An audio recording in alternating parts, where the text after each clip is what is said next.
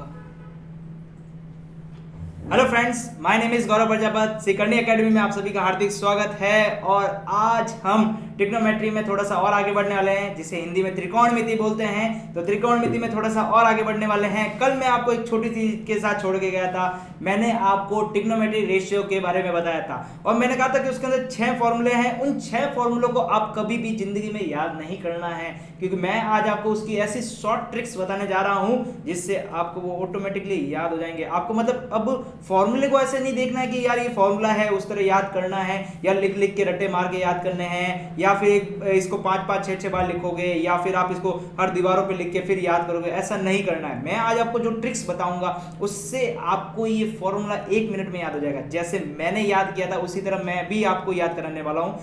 5 minute में आपको उस फॉर्मूले की तरफ लेके जाऊंगा और मैं उसको बहुत ही ज्यादा इजी बताऊंगा। इससे पहले वाले लेक्चर्स में हमने देखा ट्रिग्नोमेट्री होती क्या है, ट्रिग्नोमेट्री के बारे में देखा कि ट्रिग्नोमेट्री कैसे हमारे डे टू डे लाइफ में यूज की जाती है, उसके अंदर कैसे हम फॉर्मूला एप्लीकेबल करते हैं, और सबसे इंपॉर्टेंट चीज जो यूज है उसका, वही हमारे लिए इंपॉर्टेंट है। क्योंकि जब तक किसी चीज का यूज नहीं पता होता है तब तक उस चीज को पढ़ना बेकार होता है। जैसे मैंने कल पेन का भी एग्जांपल बताया था कि पेन क्या यूज होता है, फिर उसके बाद में आप अंदर से उसकी डिटेलिंग पढ़िए ना, कि उसके अंदर रिफिल होती है, उसके अंदर इंक होती है, उसके अंदर प्लास्टिक के कवर्स होते हैं, उसके बारे में आप बिल्कुल डिटेल से पढ़िए। लेकिन सबसे पहले उसका यूज पढ़िए कि हम इसको यूज कहां कर सकते हैं, ठीक है ना। तो उसी तरह हमने देखा कि ट्रिग्नोमेट्री का जो यूज है हमारे लिए क्या होता है कि जितनी भी बड़ी बड़ी बिल्डिंग्स हो गई है, माउंटेन्स हो गए हैं, या फिर कोई हिस्टोरिकल प्लेसेस हो गए हैं जो बहुत ज्यादा बड़े हैं, उनकी जो हाइट है उनको मेजरमेंट करना है हमें। तो हमारे पास बेसिकली किसी भी प्रकार का मेजरिंग इंस्ट्रूमेंट नहीं है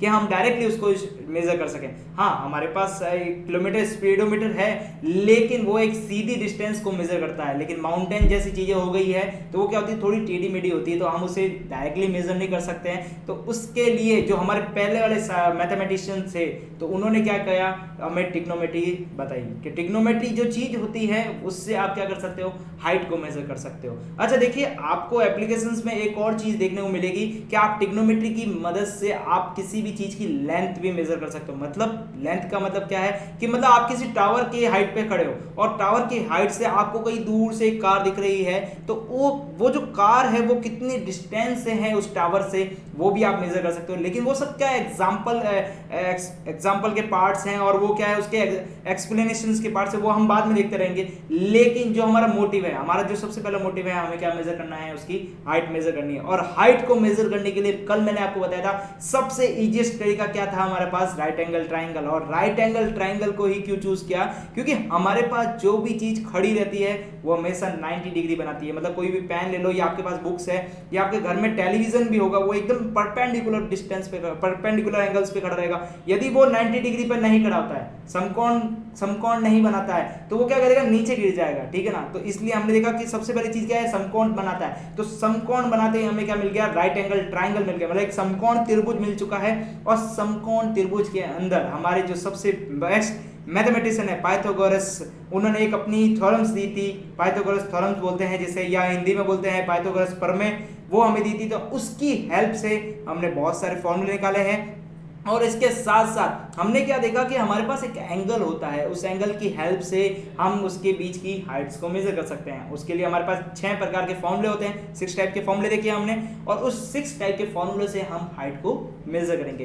तो अब मैं आपको उस फॉर्मूले की तरफ लेके जा रहा हूं, लेकिन उससे पहले मैंने कल जो एंगल्स के बारे में आपको बताया था कि कौन सा एंगल राइट एंगल ट्राइंगल में सही रहता है और कौन सा नहीं रहता है, क्योंकि उस एंगल के हिसाब से ही आप किसी भी चीज को परपेंडिकुलर बोल सकते हो और किसी भी चीज को बेस बोल सकते हो। मतलब किसी को लंब बोल सकते हो और किससे आधार बोल सकते हो। क्योंकि हमें एक केवल राइट एंगल ट्राइंगल दे दिया जाए तो हम उसे देखकर आसानी से नहीं बता सकते कि उसके अंदर कौन सा हमारा परपेंडिकुलर है, कौन सा बेस है। तो मैं एक बार फिर से आपको रिवीजन करा देता हूं कि हमारे पास राइट एंगल ट्राइंगल के अंदर हम किस ढंग से उसके अंदर बेस बता सकते हैं और किस ढंग से हम उसके अंदर परपेंडिकुलर बता सकते हैं। तो एक बार वापस चलते हैं उसी की तरफ। देखिए यहाँ पर हमें यहाँ पर पहले से दे रखा है कि ये हाइट है, ये बेस है और ये हाइपोटेनस है। लेकिन मैं ये बोल रहा हूँ ये डायग्राम गलत है, क्योंकि मैंने कल भी आपको बताया था कि ये डायग्राम हमारा गलत है। क्योंकि जब तक आपको एंगल के बारे में नहीं बताया जाता है तब तक आप डिसाइड नहीं कर सकते कि कौन सा परपेंडिकुलर है, कौन सा हाइपोटेनस है, कौन सी बेस है और कौन सी लेंथ है, ठीक है ना। तो ये आप डिसाइड नहीं कर सकते। तो सबसे पहले मैंने क्या किया, यहाँ पर इस डायग्राम को यदि मैं रिकरेक्ट करना चाहूँ तो यहाँ पर क्या आएगा, इस एंगल को मैं थीटा मानूंगा। अब मैंने आपको कल भी बताया था जाते जाते इस लास्ट वाले वीडियो में कि जो हमारा एंगल होता है, जिसे हम एंगल बोल देते हैं कि ये वाला इस पॉइंट पे हम एंगल मेजर करना चाहते हैं, तो उस एंगल के सामने आपको जो भी दीवार दिखे या जो भी लाइन दिखे, जैसे ये एंगल है, इस एंगल पे यदि मैं खड़ा हो जाता हूँ, जैसे मैं यहाँ खड़ा हूँ, ठीक है ना, मेजरली मैं यहाँ खड़ा हूँ, तो यहाँ से मैं इस सामने वाली को चीज को देखूंगा तो ये मेरी क्या हो जाएगी, हाइट। यदि मैं इस राइट एंगल ट्रायंगल की बात करूँ तो क्या हो जाएगी, परपेंडिकुलर, और हिंदी में बात करूँ तो क्या हो जाएगा, लंब हो जाएगा। क्लियर है आप सभी को। अब देखिए, जब एक ये हाइपोटेनस तो हमेशा सेम रहेगी, किसी भी कंडीशंस में आपकी हाइपोटेनस हमेशा सेम रहेगी, चाहे एंगल आप ये मान लीजिए चाहे एंगल आप ये मान लीजिए। क्लियर है आप सभी को, ठीक है। अब देखिए ये हमारी परपेंडिकुलर हो चुकी है, तो नीचे वाला बेस है, तो नीचे वाले को हम क्या बोलते हैं, बेस बोलते हैं, ठीक है। क्लियर है आप सभी को कि यहाँ पर हमारा क्या होता है, बेस होता है। क्लियर है। अब देखिए यदि मैं एंगल को चेंज कर देता हूँ, इसी में ही आपको चेंज करके बताता हूँ ताकि आपको क्लियर हो जाए कि मैं क्या कहने जा रहा हूँ। देखिए ये हमारा राइट एंगल ट्रायंगल है, इस राइट एंगल ट्रायंगल को मैं कहीं नहीं छेड़ रहा हूँ, राइट एंगल ट्रायंगल अपनी जगह पर है, इसके नोमेनक्लेचर भी अपनी जगह पर है। नोमेनक्लेचर कर देते हैं हम पहले इसको। देखिए ये ए है, ये बी है और ये सी है जहां पर मैं खड़ा था। इस बार मैं क्या कर रहा हूँ, मैं यहाँ से हट जाता हूँ, यहाँ से हट के मैं कहाँ चला जाता हूँ, ए पे जाके खड़ा हो रहा हूँ। ये मैं ए पे जाके खड़ा हो गया हूँ। क्लियर है आप सभी को। अब मैं ए पे जाके खड़ा हो गया तो मैंने इस बार एंगल यहाँ पे माना थीटा। अब देखिए यहाँ पर थीटा और ये थीटा दोनों सेम हो जाएंगे, तो मैं एक काम करता हूँ, यहाँ पर थीटा 1 कर देता हूँ और यहाँ पर थीटा 2 कर देता हूँ, ताकि आपको कंफ्यूजन नहीं रहे कि हमने थीटा 1 कब माना, जब मैं सी पे खड़ा था, और थीटा 2 कब माना, जब मैं कहाँ पे खड़ा था, ए पे खड़ा था। अब देखिए थीटा 2 पे खड़ा हूँ तो मैंने एंगल देखा थीटा 2 पे, तो अब मुझे सामने वाली दीवार कौन सी दिख रही है, मतलब थीटा 2 के जस्ट सामने लाइन ड्रॉ करूंगा तो ये वाली मुझे दिखेगी। तो इसका मतलब ये था पहले बेस, अब क्या हो चुकी है यहाँ पर हाइट, क्या हो चुकी है, हाइट, या फिर हम बोले तो परपेंडिकुलर हो चुका है, हिंदी में बोले तो लंब हो चुका है। क्लियर है आप सभी को। और यदि ये परपेंडिकुलर है और ये हाइपोटेनियस है, हाइपोटेनियस किसी भी कंडीशन में चेंज नहीं होगी, ये बात नोट कर लीजिए, हाइपोटेनियस किसी भी कंडीशन में चेंज नहीं होगी। चेंज क्या होती है, हमारी परपेंडिकुलर और बेस। तो अभी देखिए यहाँ पर क्या हो जाएगा, ये बेस हो जाएगा, क्योंकि देखिए ये हाइपोटेनियस हो चुकी है, ये बेस हो चुका है, तो पीछे जो बच गई वो क्या हो गई हमारे, सॉरी ये बेस क्या है, ये हो गई थी हमारे परपेंडिकुलर और ये हाइपोटेनियस, तो ये पीछे क्या हो गया, बेस। तो इसका मतलब ये क्या हो चुका है, बेस। तो इसको बोलते हैं हिंदी में आधार। तो अब आप बोलेंगे कि सर देखिए एक ही ट्राइंगल में आप दोनों एंगल चेंज कर रहे हैं तो आपका बेस और क्या बोल रहा है, हाइट अलग अलग हो रही है। तो यही आपको मैं इंपॉर्टेंट चीज बताने जा रहा हूं, क्योंकि आपके क्या होगा, एग्जाम में बहुत सारे क्वेश्चंस ऐसे आएंगे जो एक ही राइट एंगल ट्राइंगल देगा, और एक ही राइट एंगल ट्राइंगल में कभी बोल देगा ए पे खड़े हो, कभी बोल देगा सी पे खड़े हो। तो आप क्या कर रहे हो, आप जब ए पे खड़े हो तब आपका बेस क्या बन जाता है, परपेंडिकुलर बन जाता है, लेकिन जब आप सी पर खड़े हो तो आपका जो परपेंडिकुलर है वो परपेंडिकुलर में ही रहता है। क्लियर है आप सभी को। तो आपको कंफ्यूजन नहीं होना है, आपको क्या करना है, जैसे मैंने यहाँ पर सब एक साथ कर दिया ना, आपको एग्जाम में एक साथ करना ही नहीं है, आपको डायग्राम दे रखा है, जैसे मैंने यहाँ पे डायग्राम पहले ही बना रखा था, तो इस बार मैं क्या कर रहा हूँ, देखिए ये मैं वापस ब्लैक वाला हटा रहा हूँ ताकि आपको एग्जाम में किस तरह करना है उसके ऊपर क्लियर हो जाए। ठीक है। तो अब देखिए आपको जब एग्जाम में बोले कि ये डायग्राम सेम है तो आपको रहने देना, डायग्राम सेम है तो रहने दो। तो ये लो मैं डायग्राम फिर से वापस सेम कर देता हूँ, ये मैं डायग्राम फिर से सेम कर दिया है। ओके, अब देखिए मैंने इसका नोमेनक्लेचर है उसको भी वापस क्लियर वापस सेम रख रहा हूँ, ये नोमेनक्लेचर को भी मैंने वापस सेम कर दिया है। अब देखिए पहले मैंने बोला था कि जो एंगल थीटा है वो सी पर था, ठीक है। इस बार मैंने एंगल कहाँ कर दिया है, इस बार एंगल मैंने ए पे कर दिया है, तो मैं एंगल ए को रख देता हूँ थीटा। क्लियर है। अब ए के थीटा के अनुसार मेरे जो सामने वाली जो लेंथ है वो क्या कहलाएगी, परपेंडिकुलर, तो मैंने इसको परपेंडिकुलर लिख दिया, और हिंदी में बोलते हैं लंब, तो मैंने लंब भी लिख दिया। क्लियर है आपको। अब देखिए यदि ये परपेंडिकुलर है, अब ये जो सीधी लंबी लाइन है इसको तो हम हाइपोटेनियस ही बोलेंगे, तो ये हाइपोटेनियस फिक्स हो चुकी है, ये तो किसी कंडीशन में हमारी चेंज नहीं होगी, तो मैंने इसको रख दिया है। अब देखिए ये परपेंडिकुलर हो चुकी है, ये हाइपोटेनियस हो चुकी है, तो ये क्या हो गया, अपना बेस हो चुका है। क्लियर है आप सभी को, ये हो गया है हमारा बेस। तो आपको कंफ्यूजन नहीं होना है, एग्जाम में आपको बस ये देखना है कि आपका एंगल कहां पर है, क्योंकि यही सबसे मिस्टेक पॉइंट होती है बच्चों की। एक बार ट्रायंगल बना लेते हैं, उसके बाद क्या करते हैं, एंगल उसी को मिल लेते हैं और एंगल उसको मान के सब आंसर उसी के हिसाब से निकाल लेते हैं, जबकि नहीं है, एंगल के साथ साथ आपके आंसर भी चेंज होंगे। क्लियर है आप सबको। अब चलते हैं वापस उस फॉर्मूले की तरफ जो 6 फॉर्मूले मैंने आपको कल लिखवाए थे। अब 6 फॉर्मूले आपको कल मैंने लिखवाए थे, नोट डाउन कर लिए थे, लेकिन मैं आज आपको उसकी शॉर्ट ट्रिक्स बताने जा रहा हूँ। फिर शॉर्ट ट्रिक से वापस वो 6 फॉर्मूले कैसा है वो भी मैं बताने जा रहा हूँ। ठीक है, तो अब स्टार्ट करते हैं वो 6 फॉर्मूले। देखिए मैं सबसे पहले एक बॉक्स बनाऊंगा जिससे आपको क्लियर हो जाए कि वो 6 फॉर्मूले कैसे लिखे जाते हैं। आपको जिस ढंग से याद कराया जाता है आप उसी ढंग से याद करेंगे तो आपको जो 6 फॉर्मूले हैं उनको कभी भी रटने की जरूरत नहीं पड़ेगी।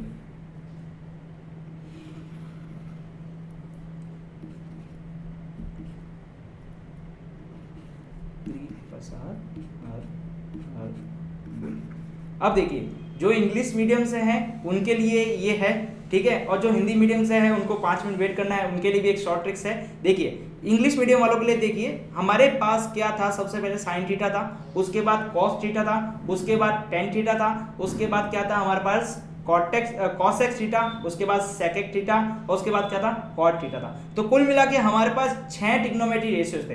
अब इन 6 ट्रिग्नोमेट्री रेशियोज के 6 अलग अलग फॉर्मूले हैं। इन 6 फॉर्मूलों को आपको याद नहीं करना है, इनको क्या याद करना है, ये एक टेबल बनानी है और इस टेबल को याद करना है। अब इस टेबल को किस तरीके से याद करना है वो भी मैं आपको सिखा देता हूं। देखिए यहां पर मैंने लिखा है PBP HHB, इसका मैं आपको एक ट्रिक्स बताने जा रहा हूं। देखिए वो क्या है, देखिए ये है पंडित बद्री प्रसाद हर हर बोले। अब इसको कैसे याद करोगे, पंडित बद्री प्रसाद हर हर बोले। क्लियर है आप सभी को। ये एक छोटी सी रैमिंग है, इसको याद कर लेना है, इससे आपको बहुत ज्यादा क्लियर हो जाएगा कि हमें किस तरह से फॉर्मूले याद करना है। देखिए पंडित का P है, बद्री का B है, फिर वापस प्रसाद का P है, फिर देखिए हर का H है, फिर हर का फिर से H है, और बोले का B है। क्लियर है आप सभी को। अब देखिए इनसे ये 6 फॉर्मूले कैसे बनेंगे वो मैं आपको समझाता हूं। देखिए जब मैं इस पहले बॉक्स की बात कर रहा हूं, जब भी मैं इस पहले बॉक्स की बात करूंगा तो इस बॉक्स में आपको ऊपर से नीचे पढ़ना है। अब ऊपर से नीचे पढ़ने का मतलब क्या हुआ, P/H, P/H। क्लियर है आप सभी को। तो मैं यहां पर आपको देखिए यहां पर लिख के बताऊंगा। देखिए पहला फॉर्मूला है हमारे पास, क्या आया है P/H। अब जब भी आप इस फॉर्मूले को ऊपर से नीचे की पढ़ने की कोशिश करेंगे तब आपका जो क्या मिलेगा फॉर्मूला, इसको बोलेंगे साइन थीटा का फॉर्मूला। किसको बोलेंगे, साइन थीटा का फॉर्मूला। तो साइन थीटा का फॉर्मूला क्या हुआ कि पंडित बद्री प्रसाद हर हर बोलो को जब आप पहले ब्लॉक्स को ऊपर से नीचे पढ़ेंगे तब क्या आएगा, साइन थीटा का फॉर्मूला। तो यहां से हमारे पास आ गया साइन थीटा। क्लियर है आप सभी को। अब चलते हैं अगले बॉक्स की तरफ। इस अगले बॉक्स को ऊपर से नीचे पढ़िए, फिर से ऊपर से नीचे पढ़ने पर क्या आएगा, बेस अपॉन हाइपोटेनस, मतलब B/H। तो ठीक है ना, B/H आ गया है। तो B/H जो होता है वो हमारा होता है कॉस थीटा का फॉर्मूला। तो यहां पर जो हमारा फॉर्मूला आया है वो किसका है, कॉस थीटा का। ठीक है, अब चलते हैं थोड़ा सा और आगे। अब इस बॉक्स को फिर से ऊपर से नीचे पढ़िए। ऊपर से नीचे पढ़ने का मतलब P/B। तो तीसरा फॉर्मूला हमारे पास क्या आया है, P/B। अब P/B ये किसका फॉर्मूला होता है, ये होता है टेन थीटा का। क्लियर है आप सभी को। टेन थीटा का फॉर्मूला हो गया, टेन थीटा का फॉर्मूला भी याद हो गया कि P/B होता है। अब ये PBPHH क्या है, देखिए P मतलब परपेंडिकुलर हो गया, B मतलब बेस हो गया है, H का मतलब हाइपोटेनस हो गया। क्लियर है आप सभी को। देखिए मैंने आपको वो ट्रायंगल बनाया था, इसके अंदर भी देखिए H लिखा हुआ है। इस H को मैंने क्या बोला था, परपेंडिकुलर भी बोल सकते हो। हाइपोटेनस का H लिया है मैंने, बेस का B लिया है और परपेंडिकुलर का P लिया है। क्लियर है। अब चलते हैं थोड़ा सा वापस आगे। देखिए अभी तक हमने क्या पढ़ा कि इस जो टेबल है इस टेबल को ऊपर से नीचे पढ़ा है। कहां से, ऊपर से नीचे। अब क्या करते हैं, एक बार नीचे से ऊपर पढ़ने की कोशिश करते हैं। नीचे से ऊपर कैसे पढ़ना है, देखिए मैं इसको वापस पढ़ा रहा हूं। इसको नीचे से ऊपर पढ़े तो नीचे से ऊपर क्या आएगा, पहले H आएगा, फिर क्या आएगा, P आएगा। तो हमारे पास फॉर्मूला बन के आ गया H/P। अब देखिए मैंने ये जो टेबल है इस फॉर्म में ही क्यों लिखी, टेबल के फॉर्म में लिखने का मेरा एक मकसद है, वो भी आपको बताने जा रहा हूं। देखिए अभी तक आपने जितने भी फॉर्मूले पढ़े हैं ना, ये वाले जो 6 फॉर्मूले, इन 6 फॉर्मूलों क्या आ रहा है, डिवाइड आ रहा है। क्या आ रहा है, डिवाइड। तो ये जो लाइन आपको दिख रही है ना, मिडिल लाइन, ये आपको शो करेगी कि ये डिवाइड का निशान है। क्लियर है आप सभी को। तो ये जो मिडिल लाइन दिख रही है ये डिवाइड है, इसका मतलब H/P, H/B, B/P। क्लियर है आप सभी को। अब चलते हैं थोड़ा सा आगे। ये हमारे पास हो गया है चौथा फॉर्मूला। अब चलते हैं हम पांचवें फॉर्मूले की तरफ। तो वापस यहाँ पर लिख देता हूं मैं cosec थीटा। अब चलते हैं आगे की तरफ। अब देखिए ये हो चुका है cosec थीटा, अब बच गया है sec थीटा, अब ये हो गया sec थीटा। तो sec थीटा का भी फॉर्मूला हो गया है h/b और ये हो चुका है हमारे पास sec थीटा का फॉर्मूला। क्लियर है आप सभी को? अब चलते हैं थोड़ा सा एक और आगे, जो हमारा लास्ट वाला फॉर्मूला है वो क्या है, b/p। मतलब हमें नीचे से ऊपर पढ़ना है, तो नीचे क्या है b, ऊपर क्या है p। तो छठा फॉर्मूला हम याद कर लेते हैं, b/p इज इक्वल टू क्या होता है हमारे पास, cot theta is equal to cot theta. तो अभी तक हमने क्या किया, 6 फॉर्मूले याद करने थे, उन 6 फॉर्मूलों को एक राइमिंग में याद किया है। कैसे? पंडित बद्री प्रसाद हर हर बोले, एक राइमिंग है, एक छोटी सी राइमिंग से हम 6 फॉर्मूले बना दिए। क्लियर है आप सभी को? अब देखिए जो इंपॉर्टेंट चीज मैं आपको बताने जा रहा हूं, उससे ये जो 6 फॉर्मूला है ना, जो sine theta cos theta tan theta कहां पर क्या आएगा, इसका भी कंफ्यूजन क्लियर हो जाएगा। देखिए जो इंपॉर्टेंट ट्रिक्स है वो देखिए, सबसे इंपॉर्टेंट ट्रिक्स है जो मैं आपको बताने जा रहा हूं, उससे ये जो 6 फॉर्मूलों में भी साइन थीटा कॉस थीटा ये भी कंफ्यूजन क्लियर हो जाएगा। वो ट्रिक क्या है, देखिए जब भी एस आएगा, इसका मतलब क्या कहने जा रहा हूं, देखिए ढंग से सुनिएगा। जब भी मेरे पास एस आएगा, इसको रेड कर लेते हैं ताकि आपको नजर आए, ये देखिए, जब भी आपके पास एस आएगा तो उसके अपोजिट वाला फॉर्मूला, इसके अपोजिट वाला मतलब क्या है, जब मैंने ऊपर से नीचे एस को पढ़ा है, जब मैं ऊपर से नीचे एस को पढ़ता हूं तो इसको नीचे से ऊपर पढ़ूंगा तो मेरा अपोजिट वाला फॉर्मूला हमेशा सी आएगा। क्या आएगा? सी। कैसे? देखिए साइन थीटा के अंदर क्या है, एस है, तो इसका अपोजिट वाला फॉर्मूला मुझे याद रखने की जरूरत नहीं है, क्योंकि एस को दिमाग में रखना है कि एस का उल्टा सी होता है, तो एस का उल्टा हमेशा सी होता है, तो इसका मतलब नीचे cosec थीटा आएगा। क्लियर है आप सभी को? यदि आपका ऊपर वाला फॉर्मूला cos थीटा का है, किसका है, cos थीटा का, तो इसके अपोजिट वाला फॉर्मूला हमेशा sec का आएगा। क्लियर है आप सभी को? मतलब s का अपोजिट हमारा ये याद रखना है, s का अपोजिट क्या होता है, c होता है। s का अपोजिट क्या होता है, c होता है। और t का अपोजिट क्या होता है, अब ये चीज देखिए tan थीटा में क्या है, t है, और cot थीटा में भी क्या है, t। तो मतलब यही तो कंफ्यूजन क्लियर हो जाना चाहिए कि भाई tan थीटा के नीचे cot थीटा ही आएगा, क्योंकि दोनों में क्या है, t है, और किसी भी फॉर्मूले में बाकी के जो 4 फॉर्मूले इसमें कभी भी t नहीं आएगा। तो आपको क्लियर हो गया कि जहां t है मतलब वहां तो t ही आने वाला है। तो ये वाली चीज तो आपको याद रखने की ज्यादा जरूरत भी नहीं पड़ेगी कि जहां हमारा t है वहां t आएगा। बस फॉर्मूले में कंफ्यूजन कहां होती है, एग्जाम में जो कंफ्यूजन वो होती है कि कभी कभी बच्चे क्या कर लेते हैं कि sec के नीचे, साइन के नीचे sec रख के आ जाते हैं और cos के नीचे भी cosec रख के आ जाते हैं, जबकि ये नहीं होता है। s के अपोजिट c आता है और c के अपोजिट s आता है। तो ये भी माइंड में कंफ्यूजन क्लियर हो गया होगा। बस आपको क्या याद रखना है, आपको ये याद रखना है साइन थीटा का फॉर्मूला, cos थीटा का फॉर्मूला और tan थीटा का फॉर्मूला। 3 फॉर्मूले याद करने हैं, एक ये राइमिंग याद करनी है, इससे आप पूरे के पूरे 6 फॉर्मूले याद कर लोगे। तो बस बेसिकली क्या है, ये टेबल है, इस टेबल के अंदर आप ऊपर से नीचे पढ़ोगे साइन थीटा, ऊपर से नीचे फिर से पढ़ोगे cos थीटा, ऊपर से नीचे फिर पढ़ोगे tan थीटा। अब क्या करना है, इस टेबल को उल्टी घुमा दो, इस टेबल को उल्टी घुमा दो, मतलब नीचे से पढ़ना शुरू करो। तो नीचे से पढ़ना शुरू करो तो क्या आएगा, cosec थीटा, फिर sec थीटा, और क्या आएगा, cot थीटा। क्लियर है? और ये भी कंफ्यूजन क्लियर हो गई कि भाई साइन के नीचे क्या रखें, साइन के नीचे sec रखें या cosec रखें। तो आपको क्या करना है, साइन के नीचे c, मतलब c के नीचे c नहीं आएगा, s के नीचे s नहीं आएगा, c के नीचे हमेशा s के नीचे c आएगा और c के नीचे क्या आएगा, s आएगा। तो मतलब अपोजिट चलता है, कभी भी सिमिलर नहीं चलता है। क्लियर है आप सभी को? अब चलते हैं हिंदी मीडियम वालों की तरफ कि हिंदी मीडियम में क्या है सर, हिंदी मीडियम में भी तो आप बता दीजिए। तो हिंदी मीडियम में देख लीजिए क्या है। देखिए हिंदी मीडियम में आपको इस तरह याद रखना है,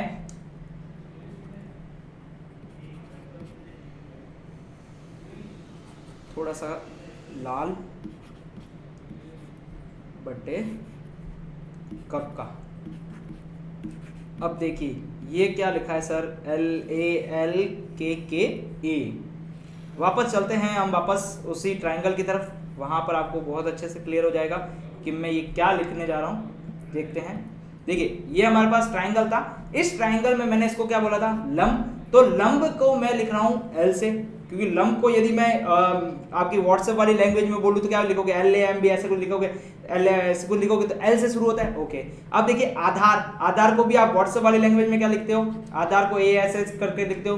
कर्ण को क्या लिखते हो, K लिखते हो, K ऐसे कुछ लिखते हो। आपको इंग्लिश में हाइपोटेन्यूस वगैरह ऐसा तो नहीं लिखते हो। आप व्हाट्सएप वाली लैंग्वेज में क्या लिखते हो, LAK से स्टार्ट करते हो। तो मैंने उसी लैंग्वेज को पकड़ा है और इसको एक राइमिंग दी है।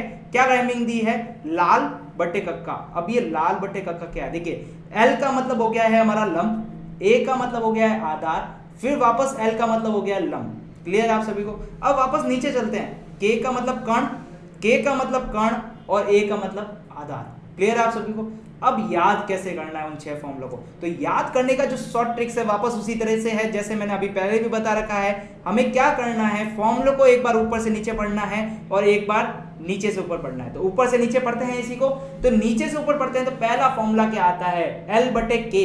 एल का मतलब क्या होता है, एल का मतलब होता है लंब। क्लियर। और के का मतलब होता है हमारे पास कर्ण। तो ये मिल गया हमारे पास पहला फॉर्मूला लंब बटे कर्ण, और ये हमेशा किसका होता है, साइन थीटा का। अब यहाँ पर आपको क्लियर रहना चाहिए कि आपको इंग्लिश मीडियम और हिंदी मीडियम में दोनों में फॉर्मूले सेम ही हैं, बस नाम का फर्क है। ठीक है ना। तो आपको टेबल भी सेम तरीके से याद है, आप चाहे टेबल उसको याद कीजिए, चाहे टेबल आप इसे याद कर लीजिए, कोई फर्क नहीं पड़ता, टेबल दोनों सेम है। ठीक है। तो ये हो गया एल बटे के मतलब लंब बटे कर्ण, तो ये मिल चुका है हमें, पहला फॉर्मूला हो गया है साइन थीटा का। अगली बार चलते हैं, देखिए अगला फॉर्मूला है हमारे पास कॉस थीटा का। तो कॉस थीटा का क्या है, ए मतलब आधार, ए का मतलब क्या हो गया यहाँ पर आधार, बटे दूसरा हो गया है कर्ण, आधार बटे कर्ण, ये हमारे पास दूसरा फॉर्मूला बन चुका है जो कि फॉर्मूला होता है कॉस थीटा का। क्लियर आप सभी को। अब चलते हैं तीसरे फॉर्मूले की तरफ। तीसरा फॉर्मूला है टेन थीटा का। टेन थीटा एल बटे ए, एल मतलब क्या होता है हमारा लंब, तो ये हो गया हमारे पास लंब बटे आधार, लंब बटे आधार, तो ये हमारा तीसरा फॉर्मूला बन चुका है और ये तीसरा फॉर्मूला होता है हमारा टेन थीटा का। क्लियर है आप सभी को। अब क्या करना है, फॉर्मूले को नीचे से ऊपर पढ़ना है। एक बार टेबल को नीचे ऊपर से नीचे पढ़ा, अब नीचे से ऊपर चलते हैं। तो नीचे से ऊपर यहाँ से चलते हैं, तो मेरा पहला क्या काम है कि एस के नीचे तो कभी भी एस नहीं आएगा, तो एस के नीचे हमेशा क्या आएगा, सी आएगा। और सी क्या होता है, कॉसेक होता है, कॉसेक थीटा। तो आपको क्लियर हो जाएगा। देखिए ऊपर sine theta cos theta tan ले चुका है, तो नीचे कॉस तो वापस आने से रहा, तो पीछे क्या रहेगा, कॉसेक थीटा रहा है केवल एक, तो कॉसेक थीटा मिल चुका है हमें। तो हमारा चौथा नंबर जो फॉर्मूला है वो हो गया है कॉसेक थीटा का।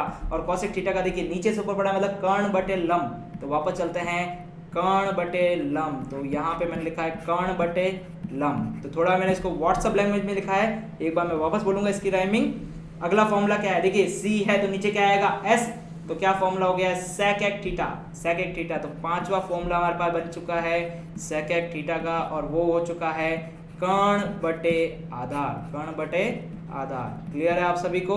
अब चलते हैं अगला जो लास्ट फॉर्मूला है हमारे पास, देखिए ऊपर टेन थीटा में टी आ रहा है, तो 6 फॉर्मूले में मतलब जो 6 फॉर्मूले हमारे पास 6 फॉर्मूले, उसमें टी केवल एक और फॉर्मूले में आता है, वो है कॉट थीटा का। तो वहां पर हमें कंफ्यूजन है ही नहीं कि दोनों जो 2 फॉर्मूले हैं टी टी वाले वो तो एक दूसरे के अपोजिट है, बस ये ध्यान रखना है। तो जो टी टी के हैं वो तो अपोजिट है ही है, तो हमने कॉट थीटा का लिखा है। कॉट थीटा का हो गया हमारे पास आधार बटे लंब, आधार बटे लंब। तो हमारे पास ये 6 फॉर्मूले क्लियर हो चुके हैं। क्लियर है आप सभी को। इसकी राइमिंग क्या है, लाल बटे कक्का। हिंदी मीडियम वालों के लिए क्या है, लाल बटे कक्का, और इंग्लिश मीडियम वालों की तरफ चलते हैं तो क्या है, पंडित बद्री प्रसाद हर हर बोले। क्लियर है आप सभी को। अब देखिए मैंने आपको जो इंपॉर्टेंट चीज है जिसके ऊपर मैं बार बार पॉइंट कर रहा हूं कि जो एग्जाम में जो सबसे ज्यादा मिस्टेक्स होती है, जो सबसे ज्यादा बच्चे गलती करते हैं, वो क्या करते हैं कि साइन थीटा के जो अपोजिट वाला फॉर्मूला होता है वो सेक थीटा रख के आ जाते हैं। जबकि आपको ये माइंड में सेट रखना है कि एस के नीचे एस कभी नहीं आता है, एस के नीचे हमेशा क्या आता है, सी आता है। और टी टी वाले फॉर्मूले तो हमारे पास दोनों सेम है। क्लियर है आप सभी को। अब हमने क्या किया, 6 फॉर्मूले को एक ट्रिक से याद कर दिया है। यहां पर मैं ट्रिक लिख लेता हूं वापस, लाल बटे कक्का, मतलब लाल बटे कक्का को कक्का, ठीक है, लाल को कक्का से डिवाइड कर दीजिए। और यहाँ पर हमारा क्या है, यहाँ पर मैं इसको लिख रहा हूं पंडित बद्री प्रसाद हर हर बोले। तो ये जो कंफ्यूजन थी आपको 6 फॉर्मूलों में कि हमें 6 फॉर्मूले किस ढंग से याद करना है, तो उसके लिए मिल गई आपको शॉर्ट ट्रिक्स। और इन 6 फॉर्मूलों को आप याद करना भूल जाइए, बस आपको शॉर्ट ट्रिक्स याद रखनी है। तो 6 फॉर्मूले अपने आप याद हो गए। क्लियर है आप सभी को।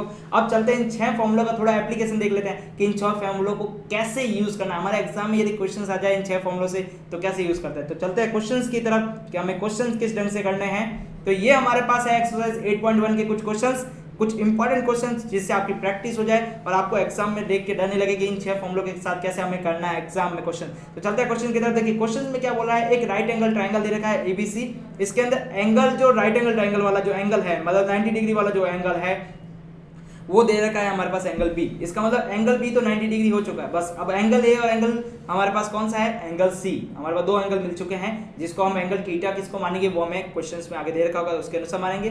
ठीक है, अब इसके साथ साथ हमें और क्या क्या दे रखा है, देखिए ए बी की वैल्यू दे रखी है 24 एंड बी सी की वैल्यू दे रखी है 7 सेंटीमीटर, मतलब जो लेंथ दे रखी है वो दे रखी है। उसके बाद क्या करना है, डिटरमिनेट करना है और ये हमारे पास क्वेश्चन है, मतलब इसको निकालना है। तो हम इसको निकाल लेंगे, बहुत आसान है। देखिए हिंदी में क्या है, देखिए समकोण को माना है बी पे, बी को माना है समकोण, ए बी दे रखी है 24 और बी सी दे रखी है 7 सेंटीमीटर। तो हमें साइन ए और कॉस ए की वैल्यू निकालनी है। बहुत इजी क्वेश्चन है। देखिए सबसे पहले आपको क्वेश्चन में क्या करना है कि हमें राइट एंगल ट्राइंगल दे रखा है, तो सबसे पहले राइट एंगल ट्राइंगल ड्रॉ कर लेते हैं। तो ये हो चुका है हमारे पास राइट एंगल ट्राइंगल। अब देखिए इस राइट एंगल ट्राइंगल बना दिया है मैंने। इस राइट एंगल ट्राइंगल में देखिए ए माना यहाँ पर, बी मैंने यहाँ दे दिया है और सी दे दिया है, और उन्होंने बोला है बी पर हमारे पास 90 डिग्री है, मतलब 90 डिग्री है, तो मैंने यहाँ पे 90 डिग्री दे दिया है। क्लियर आप सभी को। अब चलते हैं क्वेश्चंस में और क्या क्या दे रखा है। ए बी की वैल्यू 24 दे रखी है और बी सी की वैल्यू 7 दे रखी है। ए बी ये है हमारे पास ए बी, इसकी वैल्यू दे रखी है 24 सेंटीमीटर और इसके साथ साथ हमें बी सी की वैल्यू दे रखी है 7, तो ये रहेगा बी सी, इसकी वैल्यू दे रखी है 7। क्लियर आप सभी को। अब हमारे पास क्या नहीं है, हमारे पास ये नहीं है, ए सी की वैल्यू नहीं है। ए सी की वैल्यू क्या है हमारे पास, कर्ण। ए सी क्या है हमारे पास, कर्ण। यदि इंग्लिश में बोलूँ तो क्या चाहिए हमें, हाइपोटेनस चाहिए। क्यों चाहिए वो भी हमारे लिए इंपॉर्टेंट है कि हमें हाइपोटेनस क्यों निकालनी है। देखिए हमें निकालना क्या है, साइन ए और कॉस ए निकालना है। इसका मतलब देखिए मैं जो आपको एंगल के बारे में बार बार पॉइंट आउट कर रहा था ना कि हमें एंगल कौन सा करना है, एक काम करते हैं, इससे साइन ए और कॉस ए दे रखा है ना, हम थोड़ा सा क्वेश्चन चेंज कर लेते हैं। इस ए को हटा के बी मान लेते हैं, इस ए को भी हटा के क्या कर लेते हैं, बी कर लेते हैं, ताकि आपको सारे कंफ्यूजन क्लियर हो जाए कि हमें करना क्या है। ठीक है, तो इस ए को हटा के मैं बी मान रहा हूँ, क्योंकि ए से तो आप दोनों क्वेश्चंस इजी हो जाएंगे। ठीक है, तो अब देखिए पहला क्वेश्चन हमारे पास तो ये हो गया कि हमें साइन ए निकालना है इस ट्रायंगल में। दूसरा क्वेश्चन क्या हो गया हमारे पास, कॉस बी निकालना है। दूसरा क्वेश्चन क्या हो गया है हमारे पास कि कॉस बी निकालना है। तो पहले चलते हैं साइन ए की तरफ। देखिए साइन ए मतलब हमारे टेबल में लाल बटे कक्का या फिर पंडित बद्री प्रसाद हर हर बोले में पहला ब्लॉक है। पहला ब्लॉक में क्या है, देखिए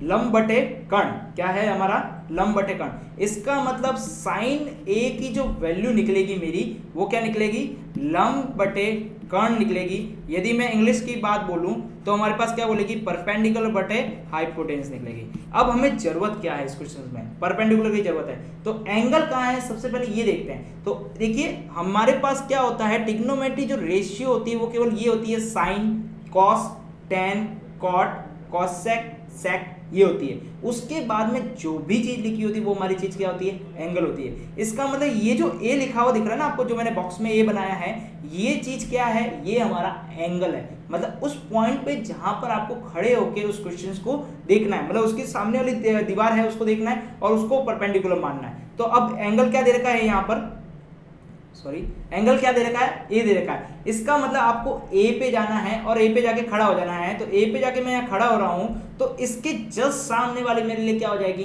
परपेंडिकुलर हो जाएगी। तो इसका मतलब 7 बन गया है मेरा परपेंडिकुलर। अब देखिए परपेंडिकुलर 7 हो गया है, हाइपोटेनियस हमें निकालनी है और ये हो चुका है हमारे पास बेस। क्लियर आप सभी को कि हमें किस तरह बेस मानना है, हाइपोटेनियस कैसे माननी है और परपेंडिकुलर कैसे मानना है। तो हमने देख लिया कि हमारे पास जो एंगल है वही हमें बताएगा कि हमारे पास बेस कौन सा है और कौन सा है परपेंडिकुलर। ठीक है, तो अब हमें रिक्वायरमेंट क्या क्या है, हमें परपेंडिकुलर की रिक्वायरमेंट है और एक हाइपोटेनियस की रिक्वायरमेंट है। तो परपेंडिकुलर तो हमें मिल चुका है, वो हो चुका है 7। अब रिक्वायरमेंट क्या है, हाइपोटेनियस की। तो हाइपोटेनियस की रिक्वायरमेंट है, तो मैंने आपको पहले भी बता रखा है कि यदि जब तक हमारे पास राइट एंगल ट्रायंगल आएगा तो हमें किसको याद करना पड़ेगा, पाइथागोरस को। तो पाइथागोरस क्या बोलते हैं कि हाइपोटेनियस का स्क्वायर कीजिए तो आपको क्या मिलेगा, परपेंडिकुलर का स्क्वायर प्लस बेस का स्क्वायर। क्लियर है आप सभी को। अब देखिए यहाँ पर परपेंडिकुलर कितना है, परपेंडिकुलर है 7 का स्क्वायर प्लस 24 का स्क्वायर। क्लियर है आप सभी को। 7 का स्क्वायर हो चुका है 49। यदि मैं हिंदी में बात करूँ तो क्या फॉर्मूला मिलेगा हमें, कर्ण का स्क्वायर इज इक्वल टू आधार का स्क्वायर प्लस लंब का स्क्वायर। तो यहाँ पे परपेंडिकुलर है ये हमारा, तो ये हमारे पास हो गया परपेंडिकुलर लंब हो चुका है। पेन चेंज कर लेते हैं थोड़ा सा। परपेंडिकुलर देखिए ये हमारे पास लंब हो चुका है, और ये हमारे पास इस एंगल के हिसाब से मैं बात कर रहा हूँ, एंगल ए के हिसाब से मैं बात कर रहा हूँ, तो ये हमारे पास लंब हो चुका है।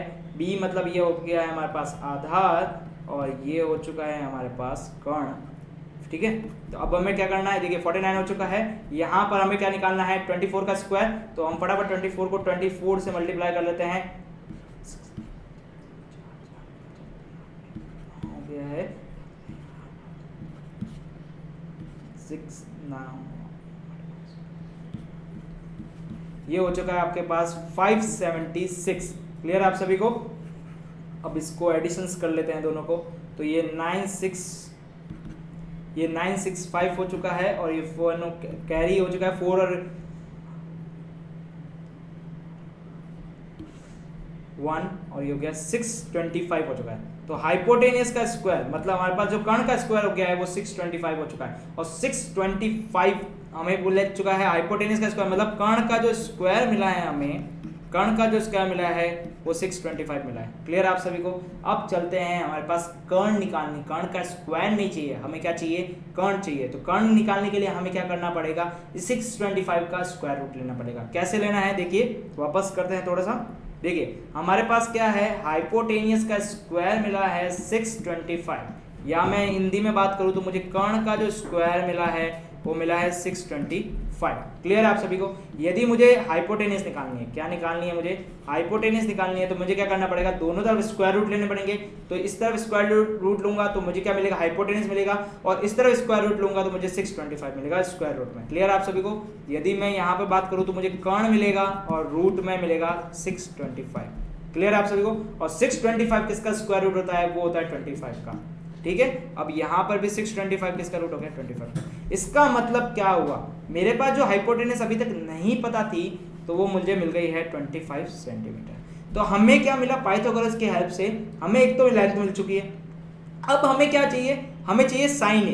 तो हम बहुत इजीली तरीके से साइन ए निकाल सकते हैं। एक बार मैं वापस ड्रॉ कर लेता हूँ ट्रायंगल, ताकि आपको क्लियर हो जाए। अभी मैं इसको रफ कर रहा हूँ और राइट ट्रायंगल बना रहा हूँ कि ट्रायंगल हमारा किस तरह से बन चुका है, और उस ट्रायंगल में हमें क्या क्या चाहिए, हमें वो चीज निकाल देते हैं। देखिए ये हमारे पास हो गया राइट एंगल ट्रायंगल, और इस राइट एंगल ट्रायंगल में उसने बोला है बी 90 डिग्री पर है, तो मैंने बी को 90 डिग्री बना लिया है। यहाँ पर ए हो चुका है और ये हमारे पास सी हो चुका है।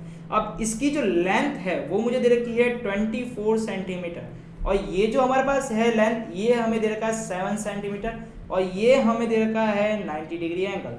क्लियर है, ओके। अब हमने ये वाली जो एंगल है, ये वाली जो लेंथ है, ये निकाल लिया हमें 25 सेंटीमीटर। इसका मतलब हमें AC भी अब तक मिल चुकी है। अब हमें क्या निकालना है, साइन ए और कॉस बी, साइन ए और कॉस बी। तो हिंदी वाले कंफ्यूज मत होइए, क्योंकि अब ये जो ट्रिग्नोमेट्री चलेगी आपकी आधी से ज्यादा इंग्लिश में चलेगी, क्योंकि साइन थीटा कॉस थीटा इनके हिंदी में नाम नहीं होते, ठीक है ना। तो आप उसमें कंफ्यूजन मत होइए। हमें क्या निकालना है, साइन ए को निकालना है। अब एंगल मतलब कोण हमें क्या मानना है, ए को मानना है। तो ए को मैंने कोण मान लिया है, तो ए को जब मैंने कोण ए माना है, ए को जब मैंने कोण ए माना है, तो ए के जस्ट सामने वाली, अब ये सामने वाली तो ये हो गई, तो ये हमारी क्या कहलाएगी, परपेंडिकुलर। तो मैंने इसको परपेंडिकुलर मान लिया है, ये हमारे पास परपेंडिकुलर हो गई है, जिसे मैं हिंदी में बोलूँ तो लंब बोलूंगा।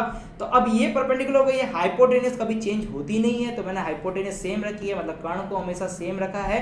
और इसके बाद में जो नीचे है वो क्या है, हमारे पास आधार हो चुका है, तो ये हमारे पास हो गया है आधार। क्लियर आप सभी को। अब देखिए साइन ए निकालना है, साइन ए निकालना है मतलब क्या है, L बटे के मतलब लंब बटे कर्ण, लंब बटे कर्ण। हिंदी में बात करूं, इंग्लिश में बात करूं तो क्या मैं आएगा मेरा, परपेंडिकुलर अपॉन हाइपोटेनियस। क्लियर आप सभी को। अब चलते हैं परपेंडिकुलर की वैल्यू क्या है। परपेंडिकुलर की वैल्यू है 7 सेंटीमीटर, तो मैं यहाँ लिख देता हूँ 7 सेंटीमीटर। और नीचे हाइपोटेनियस, अब क्या है हाइपोटेनियस की वैल्यू क्या है, 25 सेंटीमीटर। तो ये हो गया मेरे पास साइन ए की वैल्यू। अब देखिए यहाँ पर जो इंपॉर्टेंट चीज क्या है, सेंटीमीटर से सेंटीमीटर कैंसिल आउट हो चुका है, 7 और 25 कभी कैंसिल आउट होंगे नहीं, तो यहाँ पर आएगा 7/25। अब जो इंपॉर्टेंट चीज, सबसे इंपॉर्टेंट चीज है कि इसके पीछे कभी भी यूनिट नहीं आती, ट्रिग्नोमेट्री रेशियो के पीछे कभी भी यूनिट नहीं आती, क्योंकि ऊपर भी यूनिट होती है और नीचे भी यूनिट होती है, तो यूनिट दोनों एक दूसरे से क्या होती है, कैंसिल आउट हो जाती है और क्या होती है, यूनिटलेस। तो कभी भी साइन थीटा के जो ट्रिग्नोमेट्री रेशियोज हैं, जितने भी ट्रिग्नोमेट्री रेशियोज, उनके पीछे कभी भी यूनिट नहीं आती। क्लियर है आप सभी को? तो हमें मिल चुका है साइन ए की वैल्यू। क्लियर है, यूनिट नहीं आती है, ये बात ध्यान रखना है आपको, बहुत इंपॉर्टेंट है। अब चलते हैं, हमारे पास क्या निकालना है नेक्स्ट, सॉरी कॉस बी नहीं था, ये कॉस सी है, हमें यहाँ पर कॉस सी निकालना है, कि बी तो 90 डिग्री है ही है, तो हमें क्या निकालना है, कॉस सी निकालना है। तो अब चलते हैं वापस कॉस सी की तरफ। तो ये चला मैं कॉस सी की तरफ, और कॉस सी, कॉस का फॉर्मूले में चलते हैं, तो क्या होता है, आधार बटे कर्ण, क्या होता है, आधार बटे कर्ण, और आधार को भी लिखते हैं हम इंग्लिश में बेस अपॉन हाइपोटेनियस। क्लियर है आप सभी को? अब देखिए हमारे पास जो एंगल है वो इस बार चेंज हो चुका है, क्योंकि कॉस तक तो हमारा ट्रिग्नोमेट्री है, उसके बाद सी है वो क्या है, एंगल, मतलब सी जो है वो एक कोण है। अब सी पे जाके मुझे खड़ा हो रहना है, तो मैं एक काम करता हूं, इस बार थोड़ा सा चेंज करता हूं, और मैं क्या कर रहा हूं, एंगल सी को मान लिया है यहाँ पर, और यहाँ पर मैं खड़ा रहता हूँ। तो जैसे ही खड़ा रहेगा तो ये कर्ण तो मेरी कर्ण की जगह रहेगी, मतलब हाइपोटेनस की रहेगा। इस बार मैं बेस को भी चेंज कर लेता हूँ। देखिए अब मैं जैसे ही सी पे खड़ा हूँ, तो सी के जस्ट सामने वाली जो है वो मेरे लिए क्या हो जाएगी, परपेंडिकुलर। इसका मतलब ये हो गया है मेरे पास परपेंडिकुलर, जिसे बोलते हैं लंब, और ये हो गया हमारे पास बेस, जिसे बोलते हैं आधार। ठीक है, तो अब आप देखिए कि जो आपकी पहले परपेंडिकुलर थी वो अब बेस में कन्वर्ट हो चुकी है, जो आपकी पहले बेस थी वो इसमें इस बार क्या हो गई, परपेंडिकुलर में कन्वर्ट हो गई। तो एंगल चेंज करने से ये फर्क पड़ता है, ठीक है ना। अब यदि आप एंगल ए को ही कंसिडर करते रहते, यदि मैं एंगल सी बोलता, यहाँ पर एंगल सी रहता, और आप यही एंगल सी मान के आप आंसर निकालते, तो आपके दोनों के आंसर क्या आते हैं, गलत आते हैं। क्लियर है आप सभी को? तो आपको कहाँ जाना है, एंगल के ऊपर देखना कि एंगल किस जगह है, एंगल के हिसाब से ही आपको वहां पर ट्रिग्नोमेट्री रेशियो में जो परपेंडिकुलर है और बेस है उसको डिसाइड करना है। तो फटाफट इसका भी आंसर निकाल लेते हैं। देखिए अब मुझे क्या करना है, कॉस सी का आंसर निकालना है। तो कॉस सी है आधार बटे कर्ण, मतलब बेस अपॉन हाइपोटेनियस, और यहाँ पर बेस क्या है 7, और यहाँ पर जो हाइपोटेनियस है वो है 25। अब आप बोलेंगे सर दोनों का आंसर सेम है, तो बिल्कुल सेम है, क्योंकि हमने एक बार एंगल ऊपर वाले को माना, एक बार एंगल नीचे वाले को माना। तो जब भी आप अपोजिट एंगल को मानेंगे तो आपके ट्रिग्नोमेट्री रेशियो मतलब साइन और कॉस के जो वैल्यूज है वो दोनों क्या आएगी, सेम आएगी। इसका मतलब दोनों एक दूसरे से क्या है, अपोजिट, मतलब साइन कॉस का अपोजिट है और कॉस साइन का अपोजिट है। क्लियर है आप सभी को? अब देखिए आपने एंगल चेंज किया, अब जो एक्चुअल क्वेश्चन था ना, एक्चुअल क्वेश्चन की तरफ भी चल रहे थे कि एक्चुअल क्वेश्चन क्या था, तो फटाफट एक्चुअल क्वेश्चन की तरफ चलते हैं। एक्चुअल क्वेश्चन क्या था, cos a की वैल्यू निकालनी थी, तो अब चलते हैं cos a की भी निकाल लेते हैं, क्या फर्क पड़ता है, cos a भी निकाल लेते हैं। तो ये cos a निकालना है, cos a, अब एंगल a है, एंगल a पे खड़ा है, तो ये हमारा बेस हट जाएगा, यहाँ पर भी हम बेस और परपेंडिकुलर को हटा देते हैं, तो a पे खड़ा है तो ये हमारा हो जाएगा परपेंडिकुलर मतलब लंब, और ये हो जाएगा आधार, तो यहाँ पे मैंने आधार और बेस मान लिया। ठीक है, अब a की मतलब आधार बटे कर्ण, तो आधार की वैल्यू अब देखिए यहाँ पर क्या है 24, और कर्ण की वैल्यू क्या है 25। इसका मतलब cos a और cos c की वैल्यू अलग अलग आ रही है। यही चीज मैं आपको समझा रहा था कि एंगल चेंज करने से ये फर्क पड़ता है, cos a की वैल्यू और cos c की वैल्यू में देखिए अंतर है। क्लियर है आप सभी को? अब आपको यदि हमारा ये वीडियो अच्छा लगा है तो इस वीडियो को लाइक कीजिएगा, अपने दोस्तों में इसको शेयर कीजिएगा, हमारे इस चैनल को सब्सक्राइब कीजिएगा, और आने वाले अब ट्रिग्नोमेट्री रेशियोज के हम बहुत सारे अच्छे अच्छे क्वेश्चन देखेंगे, और ट्रिग्नोमेट्री में बहुत ऐसी ऐसी चीजें बताएंगे हम आपको जिससे आपको याद करने की जरूरत नहीं रहेगी, हमेशा आप उसे शॉर्ट ट्रिक्स में याद करेंगे। ठीक है, तो आपको हमारा क्या करना है, चैनल को लाइक शेयर एंड सब्सक्राइब करना है। Thank you.